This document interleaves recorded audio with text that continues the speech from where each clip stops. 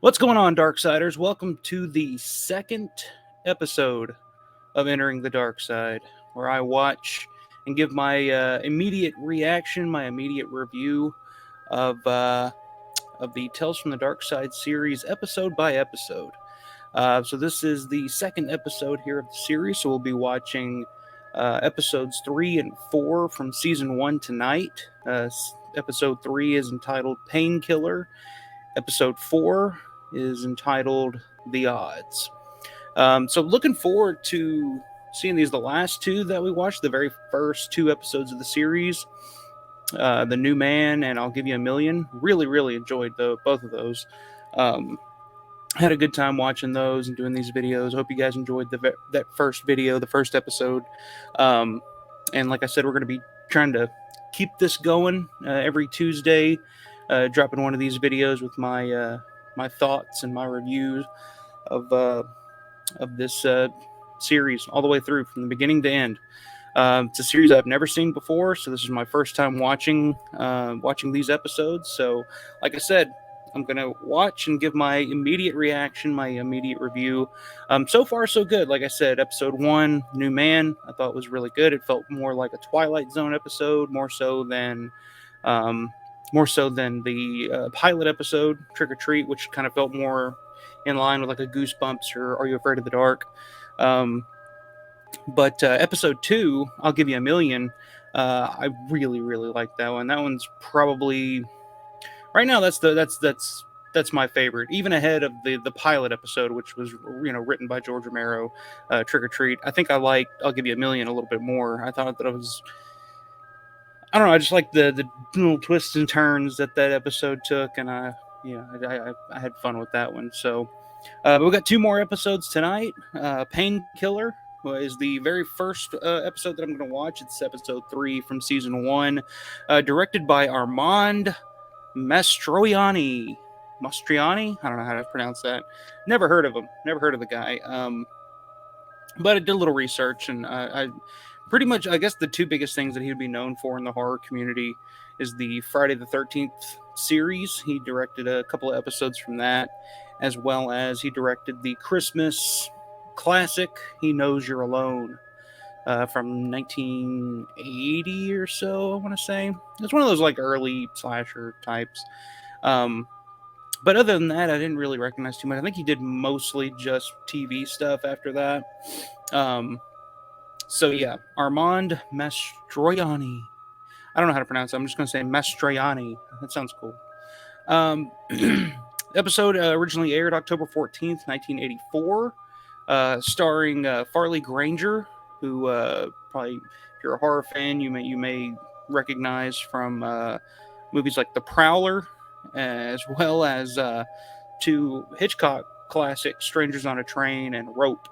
He had roles in that as well as Peggy Cass, who actually is a 1958 Oscar-nominated actress for Best Supporting Actress for Auntie Mamie, or Mame.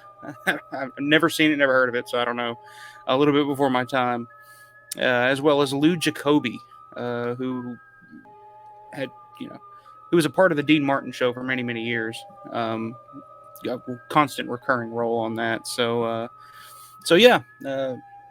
I don't know too much about this episode. All I know is from what I read here on IMDb in terms of just plot synopsis. Let's see. Harvey Turman suffers from both back pain and his nagging wife, Nadine.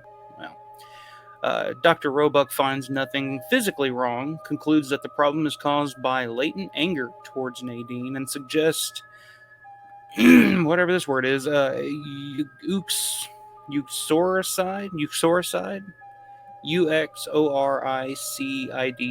Any doctors out there, let me know.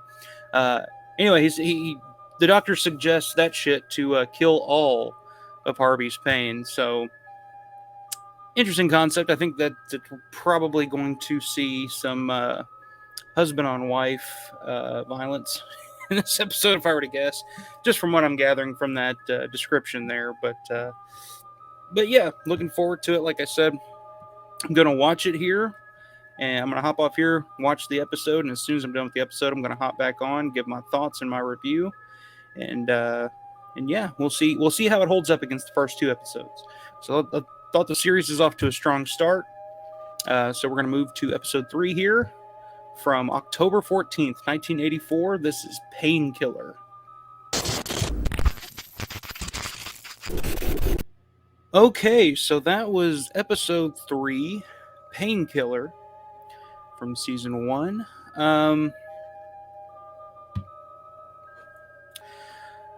I think we've stumbled upon our first stinker of the series. Yeah, just what a weird fucking episode. I don't even know what to say about it. I just kind of, I don't know if this one really worked for me on any level. So the basic story is Harvey, who's played by Lou Jacoby, and his wife Nadine, played by Peggy Cass. So basically, they're just hanging out. She's kind of forcing him to go back to school to learn computer programming, which he's an older man. He works in the parts department at a car lot or whatever you want to call it.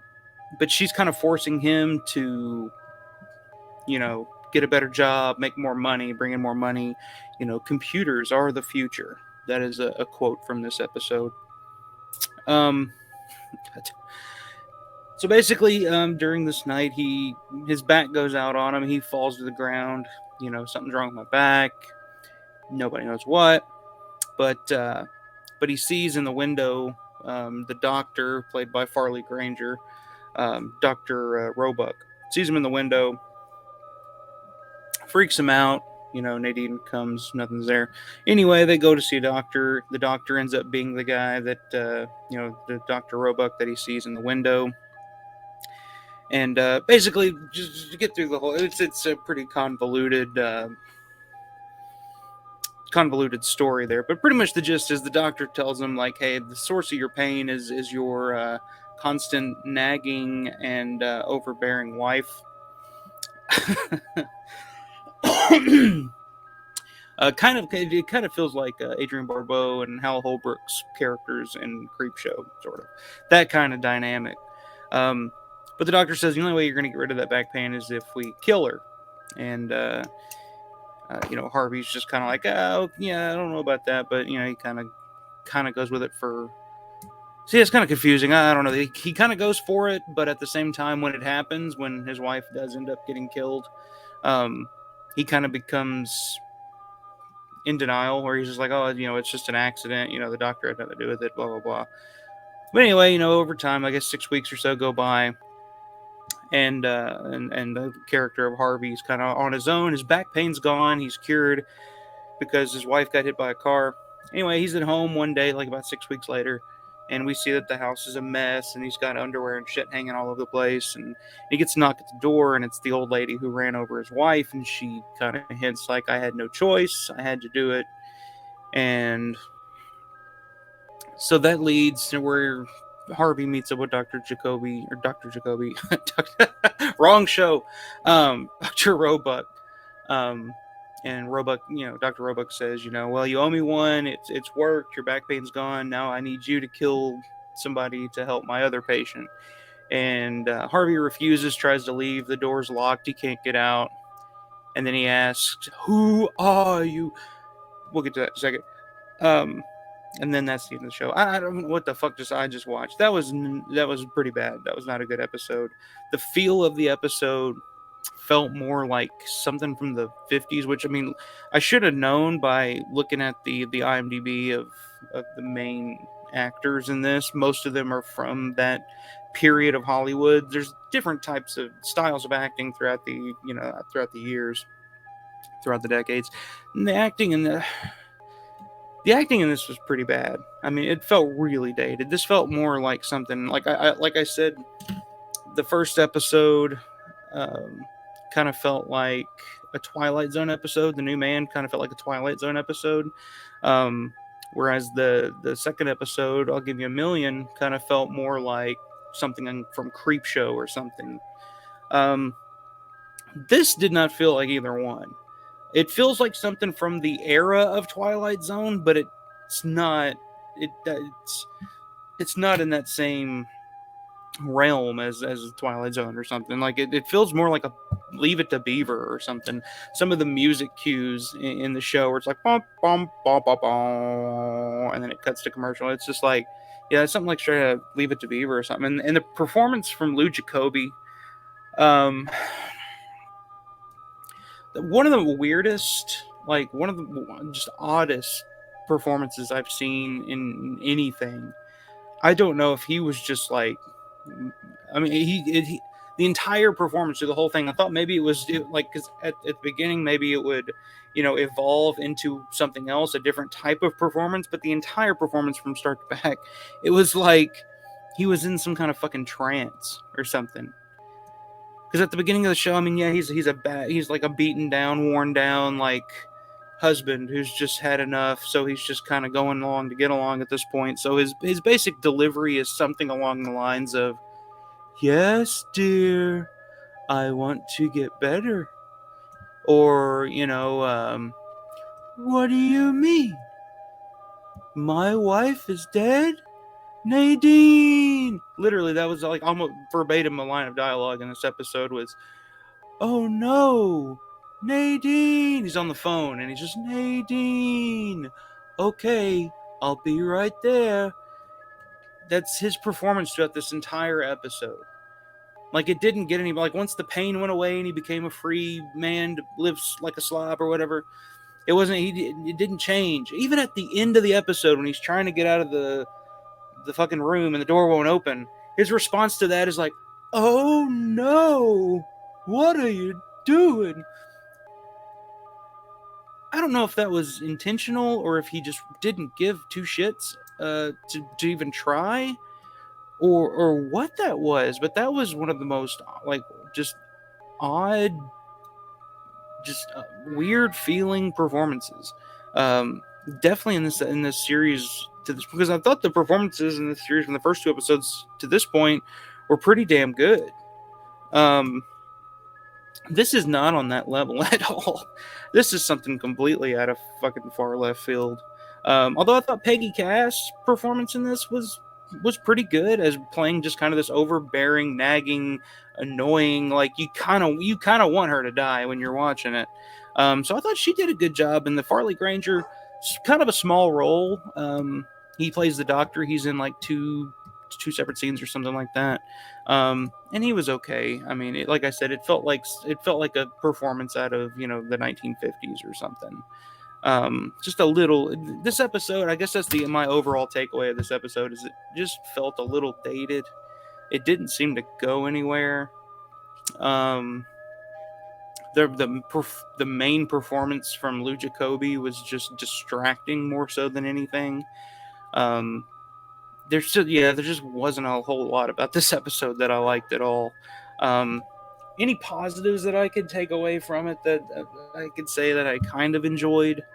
The premise is okay enough. Like you could do something with that. I just think the execution of it was very poor. The performances not up to snuff. And like I said, by the end of the episode, it just kind of went nowhere, and it was just like the end. And they kind of hint that, oh, it was the devil again. Like everything just kind of snowballed into a big like, so that was it type of reaction. So yeah, I think we got our first stinker of the bunch here with episode 3 from season 1, Painkiller. How I would rate it, I don't know. Maybe I'll try to do like a tier show or something at the end of each season and kind of rank each episode. But I think just looking at how I rated the first 2 episodes, this has got to be a 1, if that. I may even go lower than that. Like I said, there just wasn't a whole lot about this episode that I really enjoyed at all. Yeah, not good. Not good. So that's Painkiller. So let's move on to season 1, episode 4. Now this is one I'm excited to to check out, because I've heard good things from specifically Grande over at Grande's Graveyard. He's reviewed this series. He talks about it a lot, and he's mentioned specifically this episode, The Odds, as being probably his favorite of the season. So I'm really looking forward to checking this out. It's directed by James Stephen Sadwith, another name that I'm not familiar with. Though in doing research, it looks like he won the 1993 Primetime Emmy for made-for-TV movie Sinatra. I think that's pretty much where he spent most of his career, if I remember correctly. Is doing TV movies and working in TV. So yeah, not a name I'm familiar with at all. I was kind of surprised by that. But it does star Danny Aiello, who it's one of those character actors that you would recognize the face more so than you would recognize the name. Kind of like what we were talking about on the Trick or Treat live stream with Bob Balaban. But you'd probably recognize him. He had roles in The Godfather 2, Part 2, as well as Jacob's Ladder. That's kind of where I kind of immediately recognized him, because he plays the doctor in Jacob's Ladder. Also starring Tom Noonan, another actor that's in a lot of things that I've really liked. I mean, he was in RoboCop 2 as Kane, I think was his name in RoboCop 2. Kane, I will bury you. Not that Kane, but I am Kane. Remember when Kane had the fucking voice box? Anyway, I am. All right. Let's refocus here. So yeah, he played Kane in RoboCop 2. He played the villain in Last Action Hero. What was his name in Last Action Hero? He was the damn it, the Ripper. Yeah, that's what it was. The Ripper in Last Action Hero, and he was also, of course, in Manhunter. Another guy, very familiar face that's been in a lot of different stuff. So I was excited to see his role in this as well. And also starring Robert Weil. I don't know. I've never heard of him, but he had a role in The Naked Gun 2.5. So can't be that bad. I love those. Love Leslie Nielsen for one, but the Naked Gun movies, absolutely insane. So yeah, The Odds, the basic premise of this: Bookie Tom Vale never refuses a bet. Bettor Bill Lacey only bets long shots and beats impossible odds each time. Lacey's latest bet is that Vale will die of natural causes by 8 a.m. tomorrow. Now that sounds like a badass premise. So I'm really looking forward to this. This episode originally aired October 21st, 1984. So yeah, let's dig into this one. This is The Odds, Season 1, Episode 4, Tales from the Darkside. Okay, so that was Episode 4, The Odds. And so the last episode we watched, Painkillers, struck out with that one. But, excuse me, I'm just burping up a storm here. Let's try this again. All right, so that was episode 4, The Odds. Wow. That was really, really good. Last episode we had Painkiller. I think they struck out with that one. But this episode, I think they struck gold. This was fantastic. This was an amazing episode. And it all took place in one setting, it felt more like a stage play or something. But man, the performances in this are fucking amazing. I was just glued to the screen the entire time. What a great episode. So basically, I guess I'll just set up the premise for you. So, Bookie Tom Vale is sitting in the bar, and he's doing his bookie thing, taking down bets and stuff like that. And then into the bar walks Tom Noonan's character, who we come to find out is a guy named Bill Lacey, who pretty much you come to find out Bill Lacey is a guy that years back pretty much lost it all to this bookie Tom, and lost everything. And they didn't really say how he died, but I guess it's insinuated that he killed himself. So yeah. So basically, he comes back from the dead and starts playing these long shot bets. Um, and he starts winning one after another, and he's starting to really, make some big money. And of course, the character Tom Vale, the Bookie Tom Vale, he's he says he's never been broken, never been beaten. He's not going to run out of money. He's not going to let this Bill, and he recognizes that it's Bill Lacey at the beginning, but they think, I guess it's insinuated that they think it's Bill Lacey's son, because they, but by the end of it, he, kind of lets everybody know that he knows what's going on. He knows that Bill Lacey has come back from the dead to try to break him. And basically, what happens is the Bill Lacey character wins all this money on these, like, outrageous bets. And he says, I'll make you one bet. We'll go double or nothing on all this money. If I say that you will die of natural causes by 8 a.m. tomorrow morning. And the Bookie Vale takes him up on it. And yeah, so then it just becomes kind of like this waiting game in the bar, where there's each guy, and there's I guess it's his, Tom Vale, the Bookie, I guess it's his, like, assistant or whatever. It's played by Robert Wheel, or Whale. How do you pronounce that? Wheel? I don't know. Weil. I'm not sure. But so yeah, it kind of becomes this waiting game. They're just kind of waiting it out till 8 a.m. to see, if he survives, if he dies before 8 a.m. So yeah, then the clock strikes 8, and he doesn't die, and he wins the bet, and he's broken Bill Lacey again, and Bill Lacey kind of goes off into the sunset, and we come to find out that he cheated Bill Lacey to win this bet, because he set the clock forward, because he knew that his time had come. He knew Bill Lacey had come back from the dead and had seen when Tom Vale's time had come. He knew when he was going to die, so that's why he made the bet. But Tom outsmarts him in the end, and really, really good. I mean, we're talking about this. This felt more like Hitchcock than than any other episode that we've seen up to this point. It's all about the suspense. It's all about the performances and the dialogue. And man, what great performances from Tom Noonan and Danny Aiello. Just seeing those two on screen going back and forth working together like that. I mean, that was really good stuff. Tom Noonan did an amazing job in his role.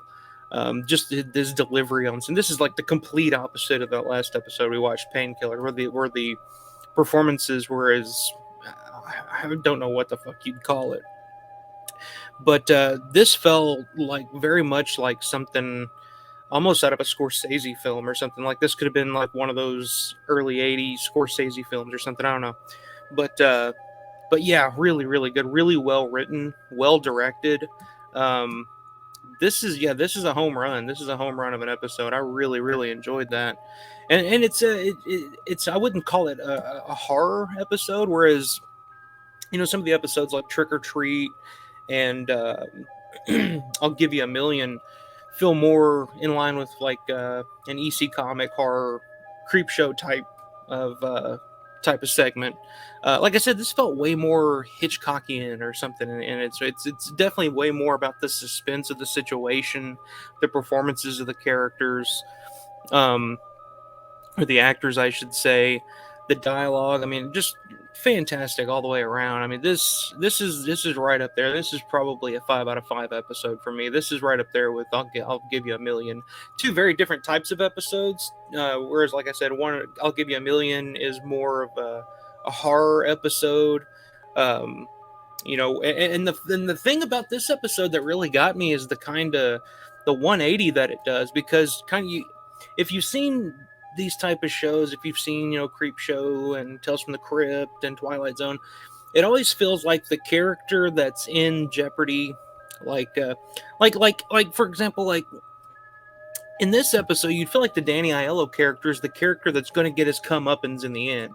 He's going to get his in the end, because he because the guy that comes back from the dead to get his revenge is always assumed to be in the right. But the weird turn of events in this one is that the Danny Aiello character wins in the end. He outsmarts the ghost of Bill Lacey, or whatever you want to call him. And he gets the last laugh. He literally, at the end of the episode, is saying, "I'm going to die laughing," and it just makes him laugh more. And then eventually he does die laughing because he knew his time had come, but he got one over. And to me, the Bill Lacey character, while it is sad that, he died and he was broke and it got, the Tom Vale character took everything from him before he went, but at the same time, those were his decisions. He was, just a degenerate, easy for me to say, a degenerate gambler.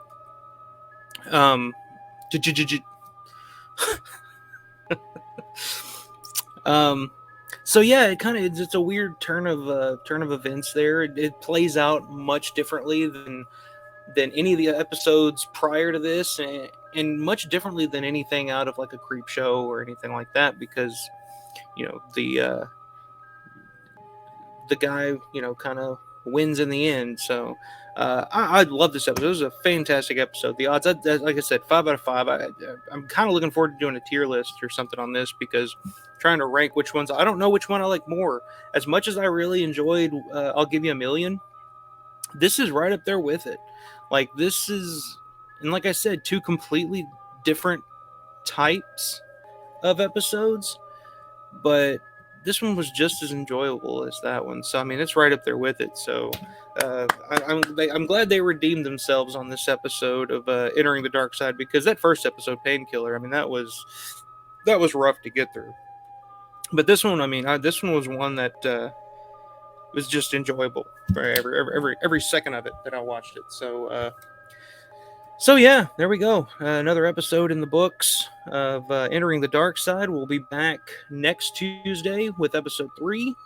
We'll be looking at season 1, episodes 5 and 6 of Tales from the Dark Side, and I think episode 5 is called Mookie and Pookie. I don't know. And episode 7 is called Slippage. So we'll look forward to that. I'm going to do a little research on those episodes as well. And yeah, so that's it for me tonight. You guys have a great rest of the week. I'll see you guys this weekend on the live stream. But until then, stay scared.